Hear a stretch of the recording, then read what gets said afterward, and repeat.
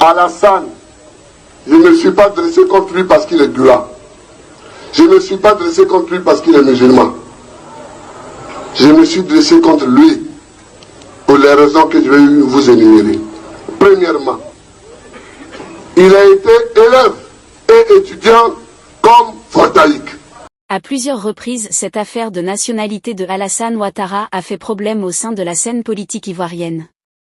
À quelques mois seulement de l'élection présidentielle longtemps discutée au sein de l'actualité sociopolitique en Côte d'Ivoire, la question de nationalité du chef de l'État Alassane Dramane Ouattara reste jusqu'à présent un véritable mystère. L'ancien président ivoirien Laurent Gbagbo durant des années, n'a cessé de clamer que Alassane Ouattara n'est pas de nationalité ivoirienne, et que celui-ci est de nationalité voltaïque, l'actuel Burkina Faso. Donc en ce moment, nous sommes à quelques mois seulement de l'élection présidentielle qui se tiendra en Côte d'Ivoire en 2025, et plusieurs personnes sont déjà en train de préparer leur campagne présidentielle. Il y a de cela 2 jours du côté de Bonoa, l'ancien président ivoirien Laurent Gbagbo a tenu un meeting dans lequel il a demandé à ce que Alassane Ouattara ne soit plus au pouvoir en 2025, et que tout le peuple ivoirien allait s'unir pour faire partir ce dernier.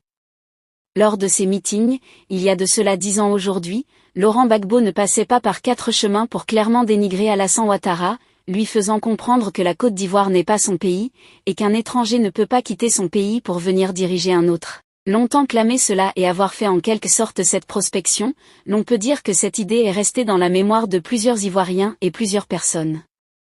Tout récemment, nous avons un média très introduit du côté de la Côte d'Ivoire qui est une fois de plus revenu sur la question de la nationalité du chef de l'État Alassane Dramane Ouattara. Celui-ci à travers plusieurs arguments nous fait comprendre que Alassane Ouattara a fait ses études du côté de l'étranger, sous la nationalité de la Haute-Volta. Et c'est quand il aurait eu des ambitions présidentielles, qu'il aurait changé de nationalité pour avoir la nationalité ivoirienne. Eh bien les amis, c'est là en quelque sorte l'information que nous avons. Pour vous, dites-nous en commentaire ce que vous en pensez. Partagez la vidéo avec vos amis si vous l'avez notamment trouvée intéressante. Abonnez-vous à la chaîne si ce n'est pas encore fait pour être toujours informé.